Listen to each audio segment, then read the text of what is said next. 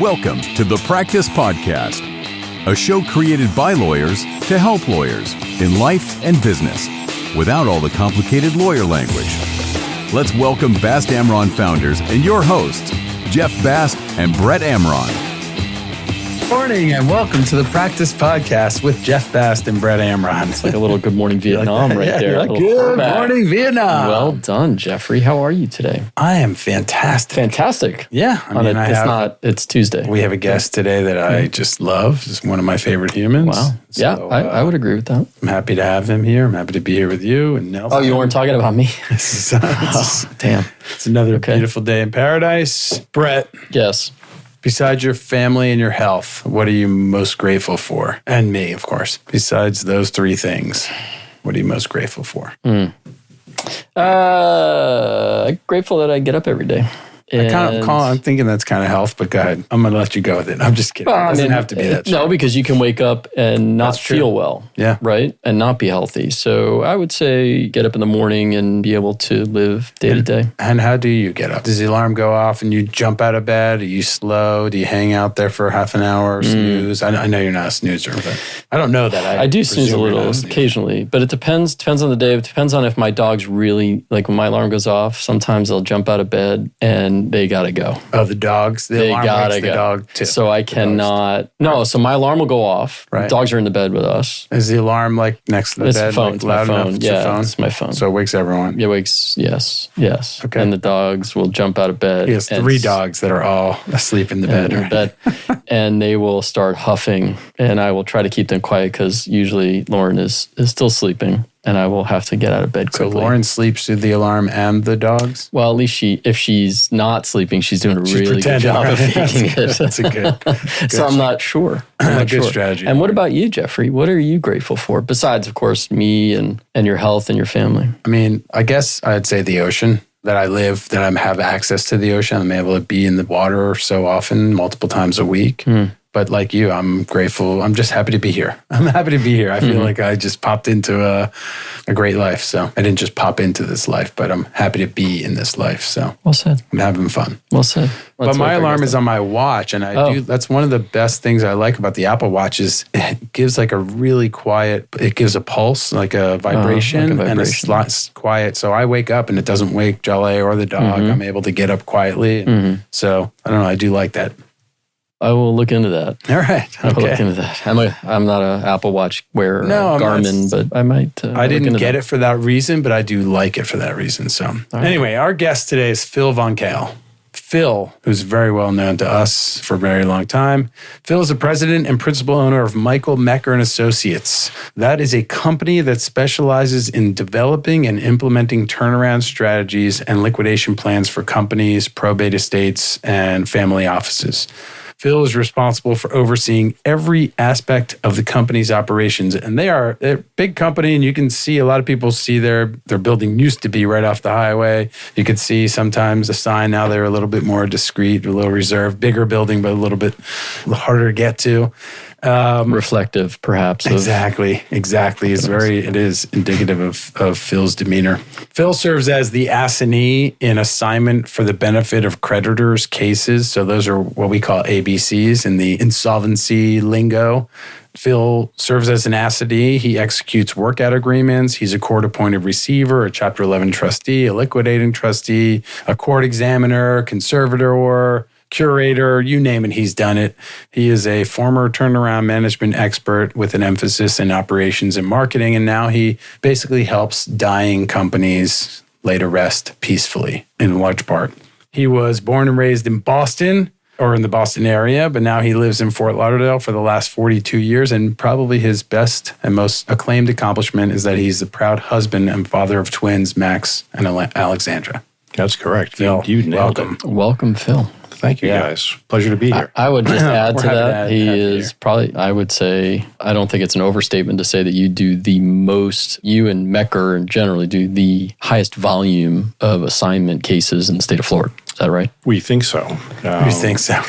You never know. I mean, there's always competition out there, Sure. but we try to roll our sleeves up on every case that we get and every call that we get. Many times we get a call, but it won't turn into an assignment. Mm-hmm. Right. So we might say, hey, to the attorney that's calling us or the principal, we might say, hey, did you try this or did you try that? Right.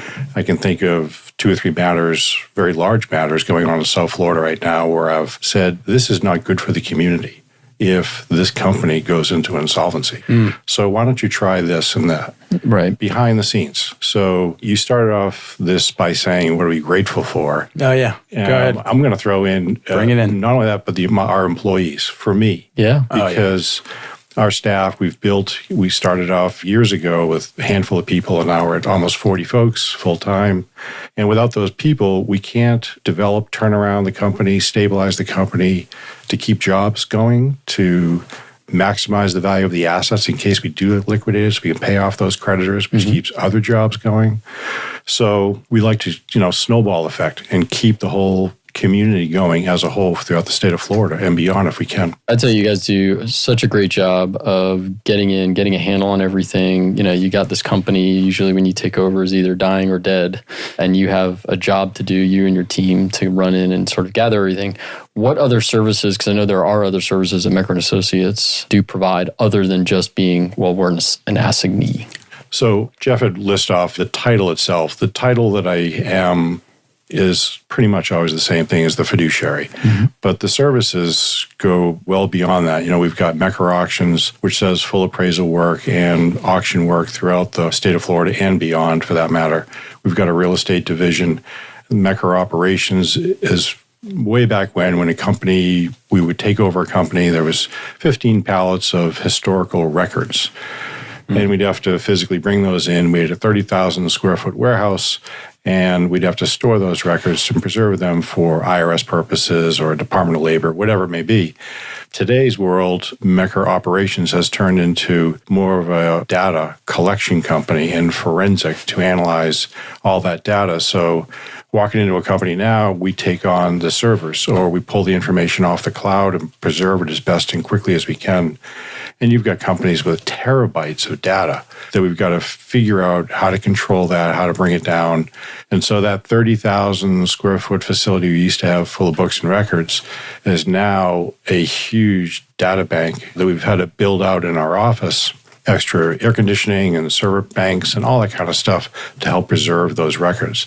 So we start there. We may have to do forensic. We do some forensic analysis on those books and records to see where the monies went and things of that nature. So it's kind of soup to nuts when we walk in.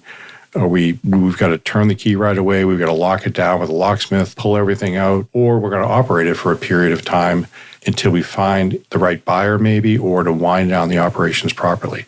It's a mix of everything, and we're really blessed with a large staff who has gifts of all natures right across the board. Yeah. If I can take a step back, because I think maybe a lot of people that are listening may not be familiar with what an assignment for the benefit of creditors is. So it's basically a state court corollary to Chapter 7 liquidation. It's a state vehicle for liquidating a company. And the company literally executes an assignment of its assets to you as the assignee for the benefit of creditors. And you file something in the public record, start a case, and put all the creditors on notice that, hey, this company has assigned its assets to me, a court-appointed fiduciary. The court obviously has to approve this, and I'm going to sell everything and pay the creditors. And sometimes, as you were pointing out, sometimes selling it is the company's already gone dark and you're just literally selling everything. But other times you're operating. I may have seen you have unexpected success with operations of businesses, and then you sell it as a going concern. It's remarkable what you guys do. It really is. Well, thanks. But we were able to work with the Florida Bar Business Law section years ago when we've worked on the actual statute 727 over the years. And one of the first things that I did years ago is working with the bar is we put in the provision that we could operate the company for up to 45 days to start. Without additional approval. And what that really started the momentum of being able to collect accounts receivable. or winding down different parts of the operation that nobody was thinking of, that if you're in a Chapter 7, it's just cut off that day and that's it. Trying to collect those receivables are difficult. Trying to find out where the assets are, because a lot of it's intellectual property and a lot of those assets left that day or leave at 5 o'clock in the day. This way you can kind of preserve some of those employees of that company and figure out where these assets are, what's the value of them, and you might be able to sell a tangible asset and move an employee of that company on with that asset so they get a job, and we're maximizing the value of those assets. That was one of the biggest things that we were able to do in changing the statute itself, the continuance of the company. So although it's like a Chapter 7, we're still running it. And we've operated companies now for literally years in assignments. I'd like to take a step even further back and tell us, go back in time. All right. How does a young Phil Von Kahle, younger I should say, because you're still young, how would a younger Phil Von Kahle get it? How did you get into this line of work? Because this is not your, hey, I'm going to go to college, I'm going to graduate from college, and I'm just going to go into fiduciary work and be an assignee. Yeah, you can't teach this. We've tried. It's more of an it was a hey you type thing. Mm-hmm. I was, as a kid, I had a paper route. I was always working on business. I had the little thing that happened to me business-wise in high school, which kind of catapulted me into learning business more. Whoa. Can you tell us the little thing that happened to you? You were going to glaze right over that? I'm glazing over because I'm dating myself. Oh, that's okay. Let's hear it. Let's hear it. That's why I'm glazing over. The abacus. Was selling abacuses back in the day, right? Yes. No, you mentioned I'm from Boston area. And so back February of 78, New England was hit with the blizzard of 78. Okay. You guys aren't going to remember that. But anyways, up to 3 feet of snow hit our town, 6 and 8 feet of snow hit most of New England. Mm-hmm. And schools were shut down and towns were shut down for over a month. Wow. Freshmen in high school. And they were bringing in literally military choppers with logs because the town had no power. Most of New England didn't. Right. So we all had chainsaws, and you'd come down, you'd volunteer, and you'd cut up wood. And we were bringing wood to people's homes, especially elderly homes, people with elders, and you sit there and get their house heated up. To start a fire. Wow. And it was just a community thing. It was just, this is what we're doing. Like, no big deal. Right. One helicopter came in, and at the time it was Governor Dukakis. And he got off the chopper, and, and there was a photo op that was the governor, whatever, and here you are, snow-covered and all that kind of stuff. And so there's a picture of you shaking his hand? Yes. And so he said, if you ever need anything, let me know, whatever, and make sure you, whatever. So that's cool. I love this. Fast forward a few weeks later, everyone's got their favorite teacher in school. And I had my social studies teacher, and I said, hey, we should employ other kids this summer to clean up the beaches, because there was I think it was 30 homes that were completely destroyed on the beachfront. Oh, no. And all of that debris went in the marshes and fields, and the town was destroyed. And we're a beach town. And so I wrote this cheesy 1-page business plan, and he helped me with it. It was just, I want to hire my fellow students to employ for the summer and clean up the beaches. Doesn't sound cheesy to me. And I need $50,000 to do it. And we signed with the governor, and I got a check for $50,000. Oh, no way. That's amazing. That's awesome. And I'm like, that's awesome. That's awesome. That. And I'm like, oh, this is cool. Right. Right. So we had a lottery, and we hired a bunch of friends, football players, all my buddies, and everybody else through this lottery system. And we employed a bunch of kids in the summertime. And you guys all cleaned up the beaches. Cleaned up the beaches, yeah. And then that is fantastic. There was more stuff happening, so we ended up doing it for 2 summers in a row. Oh my gosh. We got another grant. That's awesome. But from that, I had to learn true cash flow. Like, what's my payroll going to be? And it was, oh boy. Well, you learned a lot. I mean, you learned a lot of lessons, I presume, from that, because the first one is ask. You just made it. You had an idea and you just asked. Right. Well, a couple he asked for help. Right. Which from he the got. Teacher, right. And then you asked for the money. Right. Right. I mean, that's, just ask. That's super cool. So, and you had to learn kind of on the job, because the debris that was in the field and the marshes, think of it, propane tanks and paint cans and stuff. So what do you do with all this stuff, and how do you separate it? And so it turned into this big logistical problem that we didn't even think about. Sure. Right. You're just cleaning up logs. Well, I'm going to throw one into it. Right. And I'll throw into that you probably didn't think about today. That you think about it, be like, okay, well, we need insurance. No insurance. Nobody cared. Right. Exactly. Well, what's funny is that nothing happened. Like you guys got it off and it worked great. So you could, in theory, say that you've been doing this since you were 14. high school because you 14, were right? cleaning up messes then, and now you're cleaning up messes now. You know, much, right? yeah. They're just different type of mess. Pretty much, yeah. And fast forward, I came to Florida and put myself through school, and I was washing and waxing boats. And some guys came up to me and said, would you clean our 6 rental boats? And I knew a lot about boats and boating, and turned out 6 boats turned into 250 over a period of time, and we franchised it to 27 locations. It was called Club Nautico. And I knew some people at Outboard Marine Corporation, who was Johnson and Emerald Outboard Engines, and we ended up selling the company to them in 1986. Right. And I was running around the state trying to keep these franchisees going. How do I do this? How do I keep the engines going? Wait, you were young, like 86. If you're a freshman in high school, I know we're going to date, but that's okay. You were young. 78, you were a freshman. So you graduated in 82, 81, right? So 5 years later, you're already built up a business to sell it. Yeah. That's Pretty impressive. That is very impressive. Yeah. Yeah. And I was just literally running around the state troubleshooting businesses as far as these franchisees. Right. How do I write a business plan? How do I get more money? How do I fix these engines? How do I do this? And and that was another basis of quick turnarounds, like quickly thinking on your feet. After that, I ended up doing some speaking engagements for Venture Magazine. And, you have circumstances throughout your life that things happen to you and people call you, whatever. And there are some circumstances there that some passed, some failed, some I just was oblivious and went right by me. But we ended up, people were saying, hey, could you help me clean up this? So a banker in Fort Lauderdale had these loans and would call me from time to time and said, I've got this loan going bad with a debtor. Could you go look at them for me? And word spread. And before the word turnaround, I didn't even know the word turnaround. I was just running around South Florida. You're a problem solver. Which is what you still are, but now there's a name for it, right? Right. That's what it was. And then eventually I got one of these cases went bad, and we had when I went in, it was an emergency situation, and we had to file Chapter 11. So I was the CRO back, this was 1997. I'm pretty sure that's when I met you. I was trying to figure out when we first met. I know it was the 90s. Yeah. But I thought it was 97. I have a vague recollection of where it was, but anyway. Right. We can go back to, sorry. No, I'll just. That's so I'll just cool. sit here. It's amazing how our paths are, people ask, like, how did you get into this? And Brett and I are always curious about how, the origin story.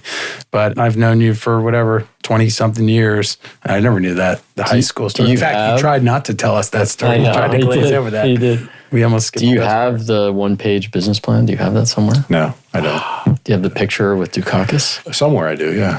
Somewhere. And was it in the paper? Did that picture make it somewhere? The local paper, but the paper was, it was a daily paper because I was the paper boy. Oh, yeah. Right. So do you have the paper? Do you have the paper? Somewhere I do. Oh, that's awesome. I haven't seen it in years, but somewhere I do. Have you told your kids this story? Oh, my kids are just, Dad, come on. It's just another dad story. Right.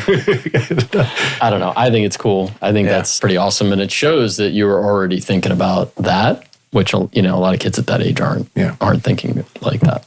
So in today's world with Michael Moecker Associates, most of our staff I've handpicked from cases because they either have that business acumen or they're just a doer, right? And they're a critical thinker. So I may not have, if I walk into a case and we're going to close the case, but I see somebody who's a doer or part of the above, I'll go ahead and hire them. I may not have a job for them at the time, but that's what most of our staff is. We're just kind of doers, forethinkers, critical thinkers, MacGyvers, and we just have to figure it out pretty quick. Yeah. And I mean, that's why our firm does a lot of work with your firm. You guys are just a pleasure to work with because, one, you know what you're doing. Everyone on the team, everyone knows what they're doing and they're doing it. They're not waiting. I never get the impression that anyone's waiting for Phil to tell them to do something. They're just acting, advancing the cause. And that's always what we're talking about internally. And so for us to be able to work with a client that's also doing the same thing, it's like we're on the same page. I love that. It's just truly a pleasure to work with your team. Thanks. With a great team. I always say run with the ball. So I lack that bigger management. And so that's a downfall for some of our employees because they want a little more structure. Right. I'm like, no, run with the ball. What's the problem? You could figure it out. Come on, let's go. But that's a sign of a great leader, which is I trust in my people And that's the structure. That's the structure. Right. You're right. Some may say, well, there isn't a structure. But no, there is a structure. And the structure is I trust you. And here's the general framework of what we're doing. Right. Come back to me if you got a question. Come back to me. Right. The door's open, big open. That's it. But go, run. You got it. I love it. So what kind of difficulties? I think, we've explained what an assignment is. I'm not sure that people out there know or need to know like why you would do an assignment versus a Chapter 7, but I will actually make one comment on that. One of the benefits of an assignment that I like is that it's a coordinated transition. You file a Chapter 7, you file the case, and as soon as you file it, the United States Trustee's Office appoints a Chapter 7 trustee, but you don't know who that's going to be. They don't know the case is coming, whatever time of day or whatever day of the week it is. They get notified that they got to sign this case. They don't know anything about it. With an assignment, we're able to have a conversation, and so there's a more coordinated handoff to the assignee. So we know who the fiduciary is going to be. It's you or whoever's going to serve in that role.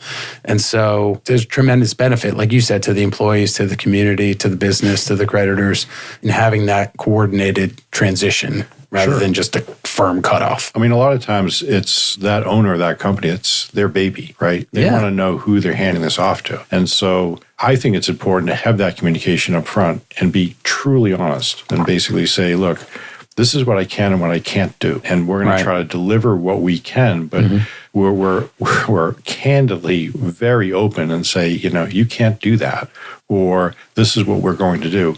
I want to be able to fulfill the needs and wants of the owner as well as the lawyers and what they're trying to accomplish here. So that's the goal. A lot of times we can't, but for the most part, if we catch the case early enough before it's really disintegrated, we can save it. Yeah. So the company's operating right. It really depends. I mean, we say that too. When clients call us, they're in need of restructuring, they're struggling in some way. The earlier you speak to us, the more options we have. With the passage of time, if the creditor or has already won the case and they have a judgment and there's a foreclosure sale set for the next day, your options are fairly limited. If you get to us early, then we might be able to explore a lot of different options. So, in some respects, you're an undertaker. But you're also, hey, if there's a chance to revive this patient, you're going to do it. You have the paddles in your hand too. So true. I've been called worse, so I get it. Right. No, but we say to a lot of clients, look, you're probably very good at operating this electronics company, whatever it is. But if you have any experience with shutting one down, so let an expert come in and help you shut it down and do it in the right manner and give creditors notice so that nobody's second guessing how you did this or what decision you made about, what asset to sell to whom and who to pay. Let somebody else do that. Yeah. And that's really one of the benefits. Well, and under the cover, not a cover, but under the cover of, court supervision. Right. And it sort of distances this individual, the business owner, from the liquidation. And to be able to say to the creditors, look, I've hired a professional. They're coming in, they know what they're doing, and it's going to be liquidated properly so that if there is money and you can get paid, great. And it takes years to build a company, right? Sure. I mean, just deposits with landlords, utilities, and preservation of books and records, and all this stuff that's happening. Mm-hmm. And now the business owner's company is faltering for whatever reason. They're building up all this nervous energy. You can't conceivably come up with all those things that you've put together for the last 10, 20 years, whatever you did to build your company. So let us come in and help you wind it down. And we also do that also for some of the trustees that you mentioned before. Right. Yeah. Many times when a trustee will get a call, they may call us second and say, hey, we got to move. Can you help us out? So we'll take our staff and deploy staff to help that. Right, getting retained by a trustee. Trustees hire you, right? Yeah. Yeah, and by the way, I didn't mean to, because Scott Brown, shout out to Scott, is a trustee. I was not disparaging his practice. Chapter 7 practice is an important one. It's a valuable tool, and so I'm not trying to discourage any of those companies out there from filing 7s, right? Especially where you can get Scott as your trustee. He's an excellent one. But absolutely. But there's a need sometimes for that. That's fine. Right. Right. Exactly. Every case has its specific needs, and so hopefully you have the luxury of evaluating the different alternatives and you can select the one that fits. So what kind of problems, you mentioned the owners, the struggle of the owners. What other kinds of problems do you encounter, like in the early stages of an assignment? Do the employees know what's happening, or Tell us, share. It's I know it's always up in the air. You never know what you're walking into. Yeah. And so everybody, in the beginning, okay, what's the plan? That's what the business owner wants. What's the plan? And my answer is, I don't know. And the reason is because, we've got procedures, fundamental things that we do. But we're at a crossroads from moment one. Take a left, take a right. What are we going to do? Like, I didn't know this. I didn't know that. Oh, I forgot to put this. Oh, I forgot to put that. So we just deal with the problems and everything else as they come up. I got to tell you that one of the most interesting cases that I've ever had was one big problem. I got a call.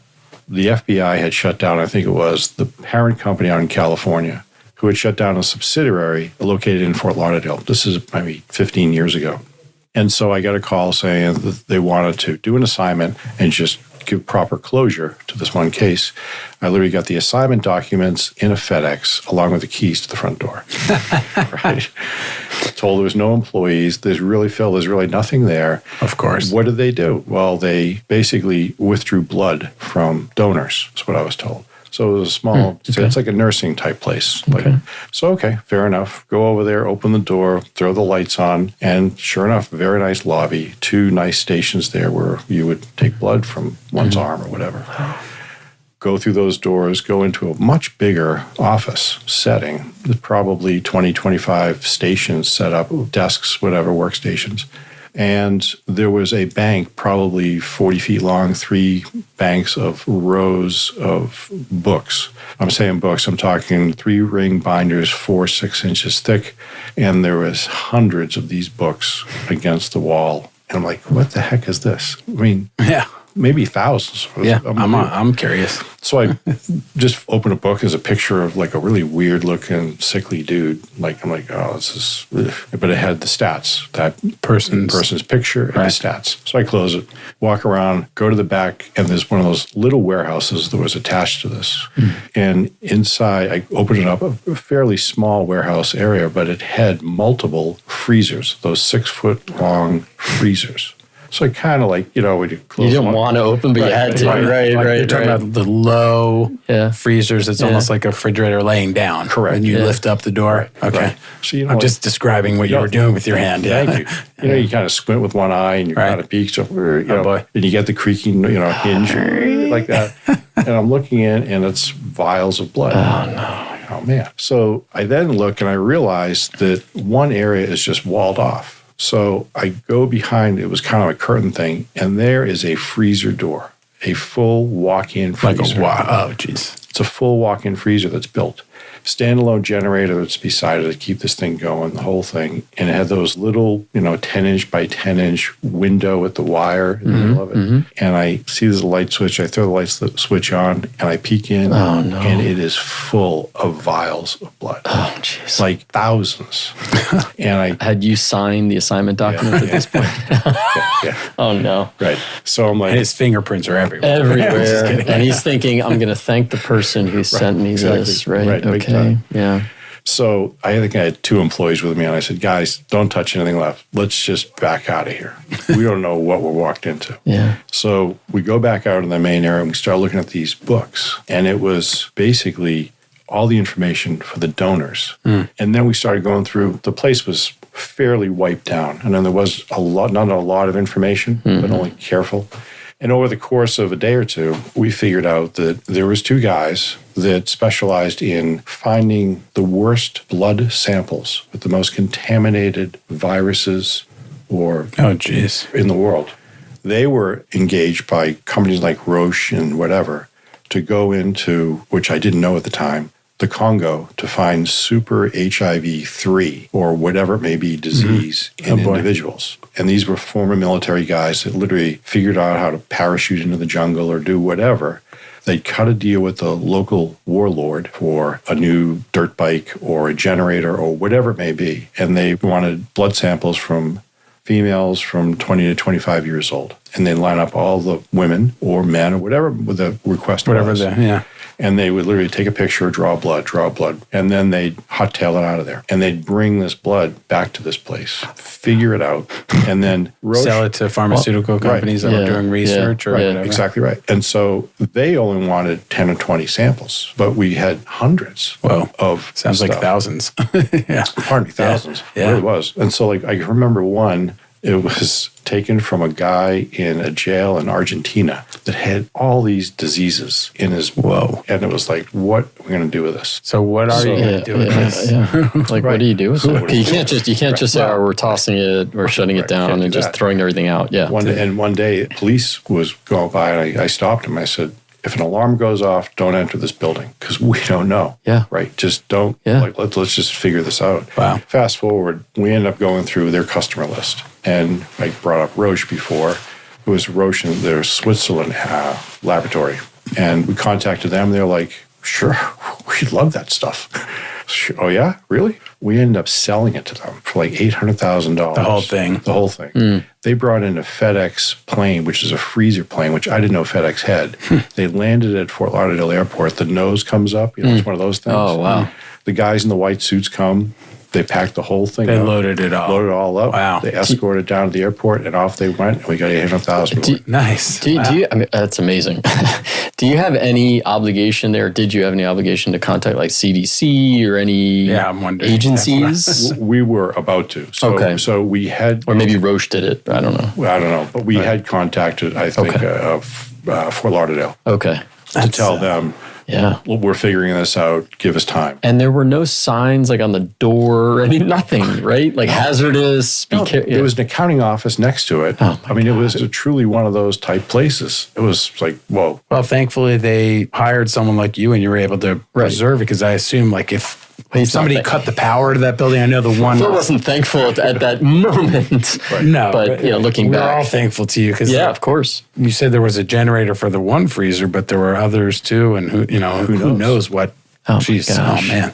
That's crazy. Right. And just one small example of... So what ended up happening? You said the FBI was involved. Do you know what ended up happening? There was some type of fraud that had happened with the parent company as far as, I think it was sale of this company.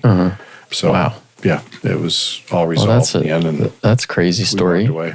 Any other sort of crazy stories like that come to your mind? Well, they're all crazy. In their own way. In their own way. Yeah. Right. There's always a circumstance, and people have good intentions, but you never know. So one of the more happier ones of recent was Whole Foods. So as I understood it, Whole Foods, the big grocers we know today, was formed in South Florida. It was 3 people, and 2 of the guys went off and built this great big company. One guy stayed behind and had, I think it was about 17 stores. And they were small mom and pops looking stores. What was the name of it? Was it called Whole Foods? It was called Whole Foods. Okay. And it was up basically Tamiami Trail where this guy had these remaining stores. And this was about 6-7 years ago. And we got a call. The guy he was done. And anyways, we went into these stores, and it's just a mini Whole Foods. You had the peanuts and the thing, to get the nuts, and it was all organic stuff and small locations. Anyways, we ended up consolidating like 17 stores down to about 12, sold it off to a Canadian company, and paid off creditors 100 cents on the dollar. Oh, wow. All employees got a bonus, and equity money went back to equity for the owner. Love a story with a happy ending. Yeah. That's fantastic. So that was a good one. So not all business failure is failure. Right. Sometimes it ends in success, especially when they bring in experts like you, Phil. If we get it early enough, yeah. Yeah. Thanks. Thank you for joining us. Did you have another question? You look like you have that face. Like I wanted to wrap this with, the current environment. Obviously, there's ebbs and flows in sort of restructuring and ABCs. But, where do you see things today, and where do you see them going over the next couple of years? Florida is really segmented into 3 districts, as we know. And we really see a difference in all 3 districts. South Florida, obviously, with the boom, we're in a really bubble down here, so we're not as affected. But transportation, for sure, is affecting most businesses in South Florida. The cost for transport back and forth. And that's probably going to continue no matter what. And I don't think that the business owner is catching up quick enough to those costs and expenses. that's going on. And we see that throughout the state of Florida. Interest rates, they were up. The Fed brought them down a little bit. So their lines of credit were maxed out pre-COVID. Now you've got the money that came in from COVID, which kept a lot of people going, companies going. But the overall cost of transportation, employee costs, insurance, all those things that are affecting a business in South Florida, I don't think the business owner is catching up quick enough. Yeah. And until they do so, they're going to see their profits diminish more. Yeah. So that would be the overall thing that I'm seeing consistently throughout everywhere. And I think both of those features are functions of geography because, the transportation, Florida is a very vertical state. So there's not a lot of alternate routes that you can take, maybe an alternate mode of transportation, but even that's pretty limited. And then insurance, largely a function of risk here. We're prone to hurricanes, although knock on wood, we've been fortunate for some time. South Florida insurance costs are not the rest of Florida, but South Florida has. Right. As we sit here today, there's one churning out there, in the Gulf. Yeah, I mean, we've been very fortunate, but we still suffer from that, that risk, and the risk is always it's not going away, right? For sure. So, very interesting. I like it. All right, you want to close it out? Why don't you close this? I will follow your lead, Mr. All right. Bass. If you like the show, please leave us a review, subscribe, share the show with friends. And if you're so inclined to give us a 5-star review, that would be fantastic. If not, we'll see you next time. Thank you, guys. Thanks, Phil. Thank you, Phil. Nelson, you're the man. Do I read or wave? Thanks, Jeff. Thanks, Phil. Good lawyer joke. For more information on this show and other resources, visit fastamron.com and connect with us on LinkedIn, Facebook, and Instagram @FastAmron.